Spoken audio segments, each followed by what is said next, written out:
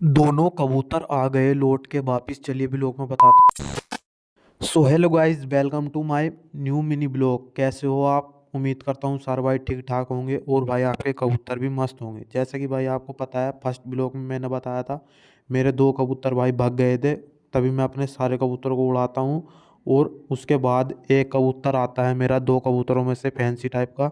वो तभी दूसरा कबूतर भी आ जाता है, जंगली वाला। ये दोनों कबूतर भाई काफ़ी आसमान में चले गए थे। फिर उसके बाद ये 2 से 3 घंटे में दोनों आ गए। तो उसके बाद मैं सारे कबूतर को करता हूँ दाना पानी। सभी कबूतर काफ़ी बड़े तरीके से दाना पानी खा रहे थे।